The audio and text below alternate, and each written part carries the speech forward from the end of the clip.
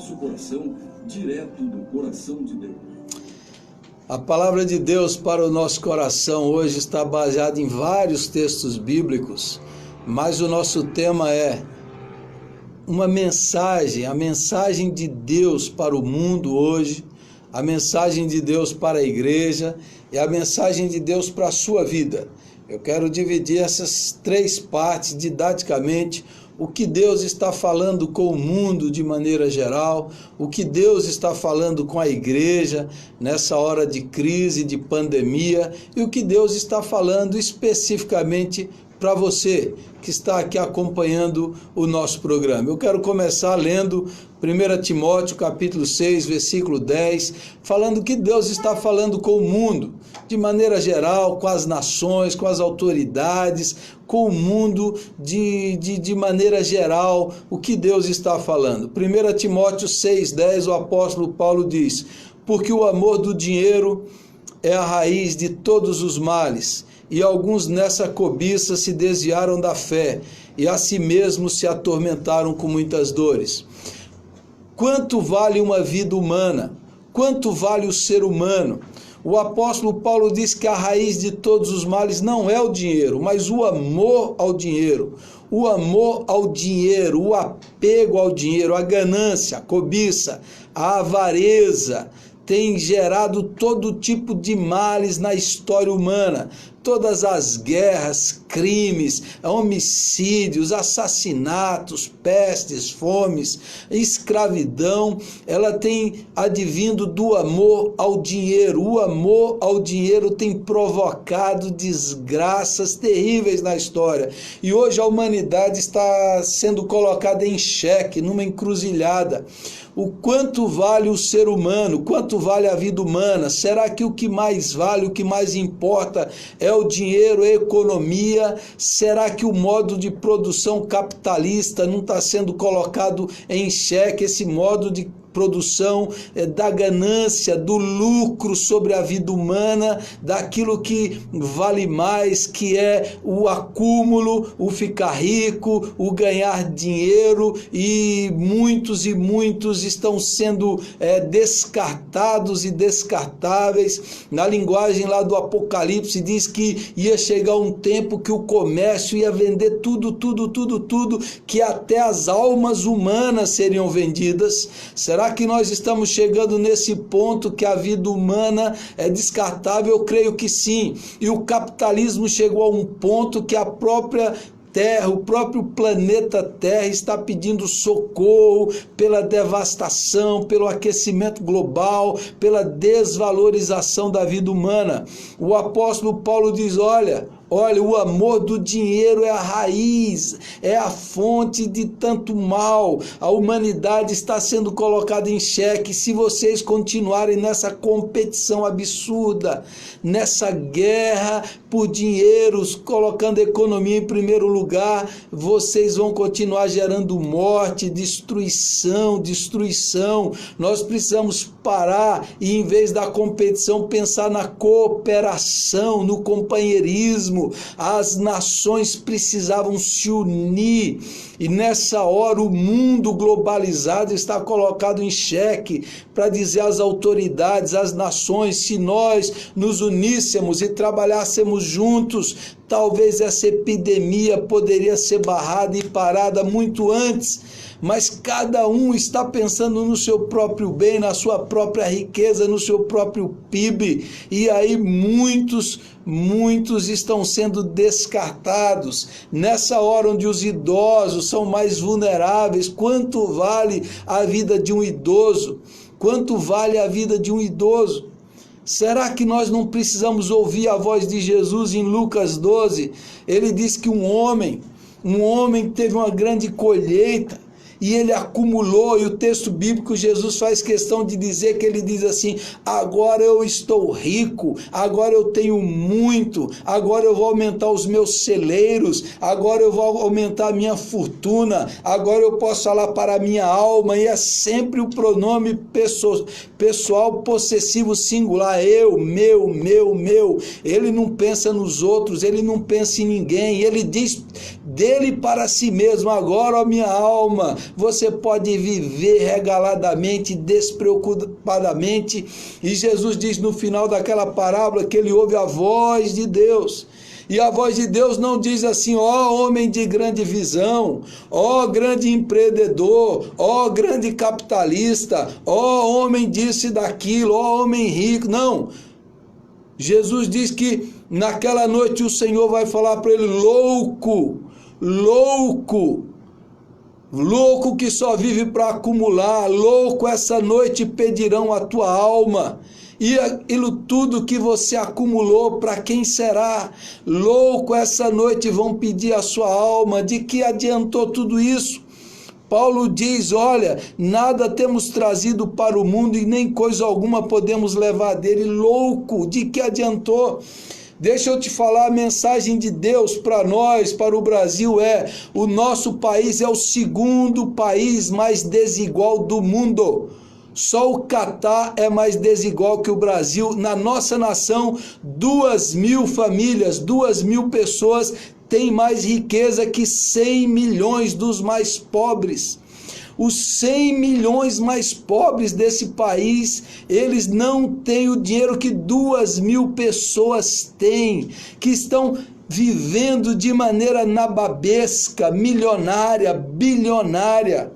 E quando a gente fala que esse vírus vai quebrar a economia dos autônomos, dos pobres, dos trabalhadores que precisam trabalhar para comer, mas não vai acabar com a economia dos grandes banqueiros, das grandes fortunas, dos grandes empresários, dos grandes bilionários, dos grandes políticos que herdaram essa nação desde as capitanias hereditárias. E olhe o que o apóstolo Tiago diz nesses dias para esses homens que acham que a vida humana dos trabalhadores não vale nada, que os idosos não valem nada, que podem ser descartados 5.000, 7.000. Olha o que o apóstolo Tiago diz para esses nesses dias: atendei agora, ricos, chorai lamentando por causa de vossas desventuras que vos sobrevirão. As vossas riquezas estão corruptas e as vossas roupagens comidas de traça. O vosso ouro e a vossa prata foram gastos de ferrugem, e a sua ferrugem há de ser por testemunho contra vós mesmos, e há de devorar como fogo as vossas carnes. Tesouros acumulastes nos últimos dias. Eis que o salário dos trabalhadores que ceifaram os vossos campos e que por vós foi retido com fraude está clamando, e os clamores dos ceifeiros penetraram até os ouvidos do Senhor dos Exércitos. Tendes vivido regaladamente sobre a terra, tendes vivido nos prazeres, tendes engordado o vosso coração em dia de matança.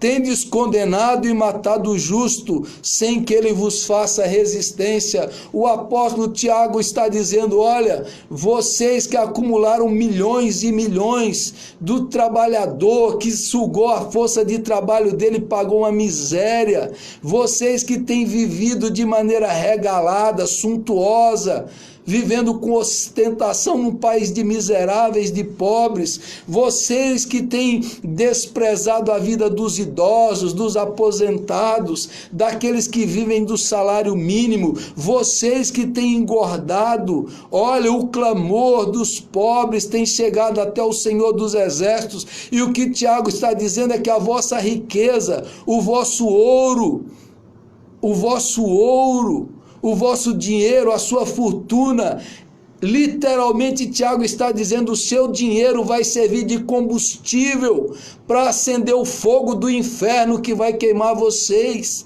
Tiago está dizendo: toda essa riqueza que vocês acumularam, toda essa riqueza dos grandes empresários, dos grandes milionários, dos grandes banqueiros que vivem de modo de ostentação, de riqueza, que não se preocupa com os trabalhadores, com os pobres, dos grandes políticos que vivem de forma nababesca, ganhando milhões. Tiago está dizendo: toda essa fortuna sua, ela vai servir de combustível para acender o fogo do inferno que vai queimar vocês eternamente, porque a quem muito foi dado, muito será cobrado, diz o Senhor.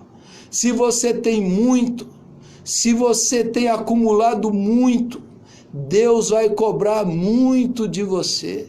E Deus está dizendo para a humanidade, Deus está dizendo para as autoridades, Deus está dizendo para esse povo: vocês precisam se arrepender dos seus pecados, porque todos vão morrer indistintamente, a morte chega para todos. Você não trouxe nada e você não vai levar nada desse mundo, e você vai ter que prestar contas diante do juiz de toda a terra. A economia vai quebrar para o pobre, para o autônomo, para aquele que vive para comer, que trabalha para comer. Mas não dá para o nosso país continuar sendo tão injusto, tão desigual. Não dá para você ter esses bilionários, milionários que pagam a miséria para os seus trabalhadores que os sustentam. Não dá. O Senhor está falando: é preciso se arrepender, Brasil. É preciso se arrepender dessa injustiça de séculos, dessa corrupção sistêmica, desse amor à ganância, ao dinheiro. É preciso se arrepender disso e começar a ser solidário, generoso, a repartir, socorrer. Nessa hora de epidemia, nós precisamos nos unir em oração, em solidariedade, em generosidade, em bondade, em partilha. Não dá para viver a ganância, não dá para viver na cobiça, na avareza, no acúmulo do capital. Não dá para viver dessa maneira. 100 milhões de pobres nessa nação, tem menos que 2 mil pessoas milionárias, bilionárias. Tiago está dizendo: arrependa-se. Arrependa-se, você que vive dessa forma, que vive sugando, roubando, levando dos outros. Arrependa-se. Você vai morrer, todos vão morrer, daqui 50 anos, no máximo 60 anos, tudo isso vai passar, e tudo que você acumulou, e todos os seus bens e patrimônios, para quem será? Quando você tiver que prestar contas ao juiz, aquele que é o imparcial, o eterno Deus. Ele é o dono de tudo. Se ele deu a você o que você tem feito, ele nos dá para repartir, para ajudar, para servir, para ser solidário. A mensagem de Deus é: arrependam-se, convertam-se, convertam-se. Na tradição católica, nós estamos na época da quaresma. A quaresma significa um tempo de arrependimento, de jejum, de conversão. E nós estamos forçados numa quarentena, que é os 40 da quaresma. Será que Deus está dizendo: é tempo de você se arrepender? É tempo de se humilhar, de rasgar o coração, de clamar por perdão e misericórdia. Quem sabe o Senhor pode salvar a sua vida ainda. Quem sabe ainda a chance para a sua alma. Deus está dizendo para a nossa nação: o que vale mais, o dinheiro, a riqueza, os grandes banqueiros, as grandes fortunas, os grandes milionários e bilionários que governam essa nação por anos e anos? Chorai agora e se arrependam. Se arrependam, porque a quem muito foi dado, muito será cobrado. A vida de uma só pessoa vale mais do que toda a riqueza desse mundo para Deus. Porque uma só alma vale mais do que o mundo inteiro. Isso é que tem valor. Isso é o que não passa, é a alma, é a vida. A alma é eterna. Esses são os tesouros eternos que nós acumulamos diante do Senhor. As pessoas que nós ajudamos, que nós socorremos, as pessoas que nós cuidamos. Uma vida, uma alma aos olhos de Deus vale mais que toda a riqueza desse mundo, uma só. E quando a gente usa o dinheiro para o bem, para ajudar, para servir, repartindo com aqueles que precisam. Esse é o tesouro no céu. Isso é o que agrada o coração do nosso Deus, que é compassivo, generoso e bondoso. Essa é a primeira mensagem para o mundo. Essa é a primeira mensagem para essa sociedade gananciosa que nós vivemos. Arrependam-se, porque o Senhor vai cobrar, o Senhor vai julgar e você vai morrer. A segunda mensagem é para a igreja de Jesus, no mesmo sentido, a mesma mensagem. Nós não podemos mais nos reunir nos templos, e eu quero trazer para você Atos 2, 42 a 47, que diz que a primeira igreja, a igreja de Atos, a igreja apostólica, diz que eles perseveravam na doutrina dos apóstolos, na comunhão, no partir do pão. Em cada alma havia temor, e muitos prodígios e sinais eram feitos através dos apóstolos. De casa em casa eles se reuniam, eles partiam o pão, eles comiam com singeleza de coração, fazendo orações, servindo uns aos outros. Eles viviam de forma simples, e diz que o Senhor acrescentava dia a Deus que iam sendo salvos. Deixa eu falar para você, a igreja agora está voltando para as casas. Durante 3 séculos, desde Atos dos Apóstolos até o ano 300, a igreja viveu sem templo. A igreja não construiu nenhum templo, e durante 300 anos a igreja se espalhou pelo mundo. A igreja transformou o Império Romano. A igreja subverteu aquela ordem injusta e miserável, sem poder político, sem poder econômico, sem aliança com o Estado. A igreja viveu cheia do poder de Deus, cheia do poder do Espírito Santo, cheia do amor de Deus, sem precisar se vender para homens, sem precisar fazer alianças com políticos. A igreja avançou, sem patrimônio, sem riqueza, sem templo. A igreja de Deus viveu de forma simples e poderosa, e ela transformou o mundo. Deixa eu falar para você, a Páscoa do Antigo Testamento, ela era celebrada na casa. Quando o povo saiu do Egito, Deus mandou: vocês vão celebrar a Páscoa dentro de casa. Quando Jesus celebrou a última ceia, que foi o sacramento, que ele falou: esse é o meu corpo, este é o meu sangue que é dado por vós, Jesus estava numa casa. O cenáculo era um cômodo, era um quarto de hóspede, era uma sala que ficava no terraço, no segundo andar das casas do Antigo Testamento. Deixa eu falar para você, quando a igreja do Novo Testamento nasceu, em Atos capítulo 2, versículo 2, que o Espírito Santo foi derramado, os cristãos, os discípulos estavam reunidos numa casa.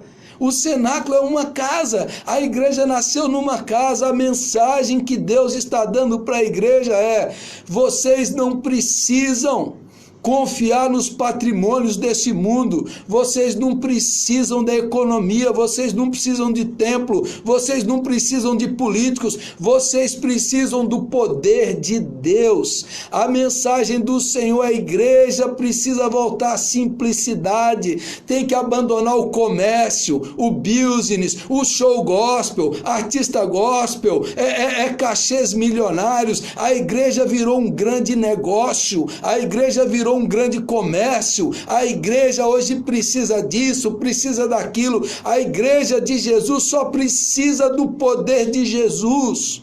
Quem é o dono da igreja não é a indústria, não é o comércio, não é político. O dono da igreja é o Senhor Jesus Cristo, que falou: eu edificarei a minha igreja, as portas do inferno não prevalecerão contra ela. Pastor, a igreja não precisa de templo, a igreja não precisa de político, a igreja não precisa de aliança, a igreja não precisa de show gospel, a igreja não precisa de negócio. A igreja só precisa de Jesus, que é o dono da igreja, que é o fundamento da igreja, que é o cabeça da igreja, que é o centro da igreja. Ele sustenta a sua igreja. A igreja de Jesus continua, a igreja de Jesus não fecha. A igreja de Jesus é invencível, é indestrutível. indestrutível. A igreja de Jesus revolucionou o mundo nos primeiros séculos porque eles tinham Jesus no coração, na vida. Eles viviam Jesus não só no templo, não só no domingo, eles viviam Jesus todos os dias, de casa em casa, dentro da família, no lar, na simplicidade, na autenticidade, no amor genuíno, nos relacionamentos. Jesus era adorado não no domingo à noite no templo,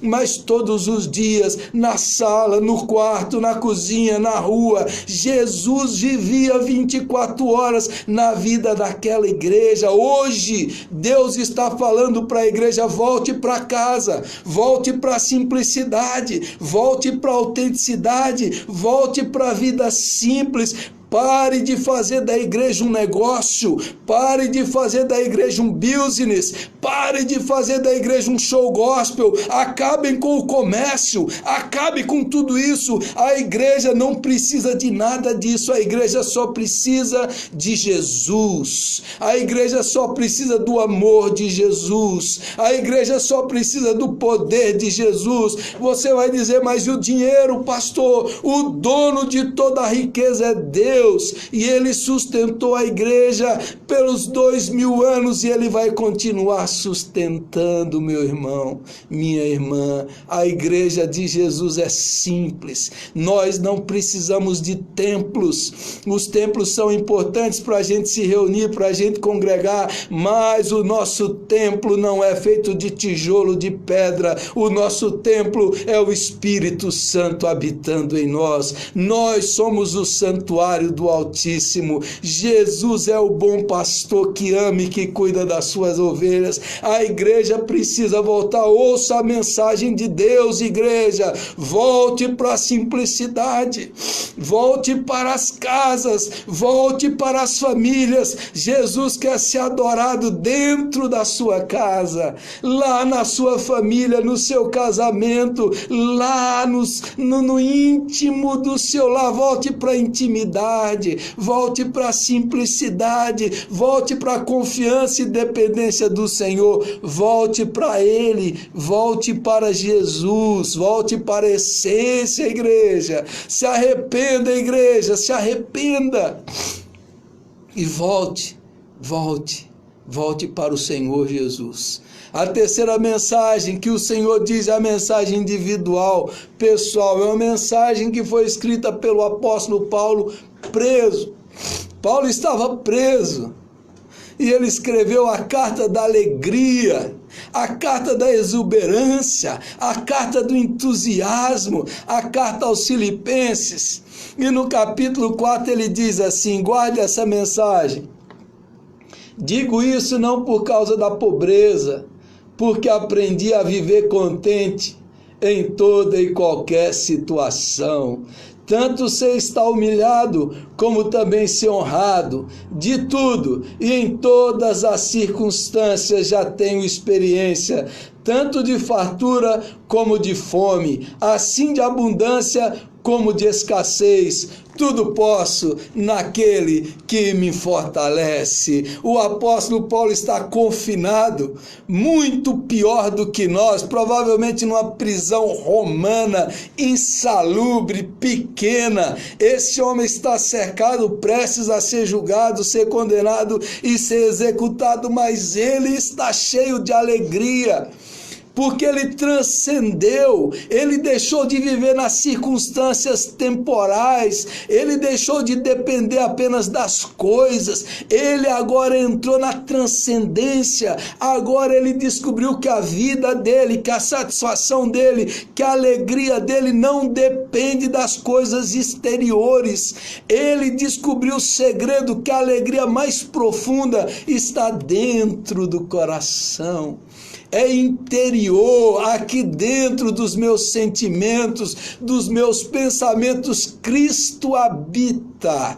Cristo me supre, Cristo me satisfaz, em Cristo eu tenho tudo o que eu preciso, em Cristo eu tenho forças para aguentar, em Cristo eu tenho paciência, em Cristo eu tenho paz, em Cristo eu tenho sabedoria, em Cristo eu experimento o céu aqui nessa prisão.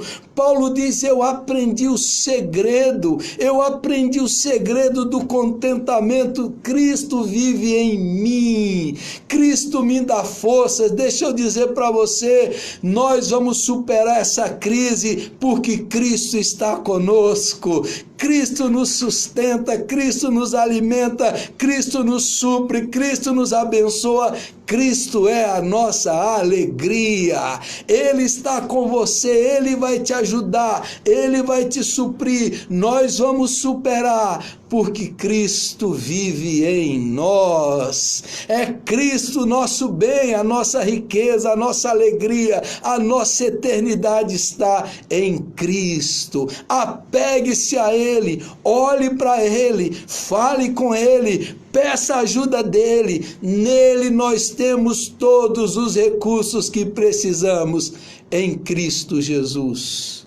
Onde você está, feche os seus olhos e eleve o seu pensamento e fale com Ele nessa hora. Senhor Jesus, que essa crise seja o meio do mundo ouvir a sua voz, do mundo se arrepender, das pessoas abandonarem a ganância, a cobiça, a avareza e se voltarem arrependidos, quebrantados, humilhados, pedirem a misericórdia, a graça e a salvação do Senhor. Fala com a tua igreja, meu Deus, que a igreja volte à simplicidade, que a igreja volte à essência, que a igreja volte para ti, Jesus. Que no meio dessa crise, no meio dessa confusão, nós possamos olhar para o Senhor Jesus, nos apegar contigo, e o Senhor dê forças para o fraco, anime o abatido, encoraje o desesperado, que a tua mão levante o que está prostrado, ansioso, preocupado, que o Senhor derrame paz,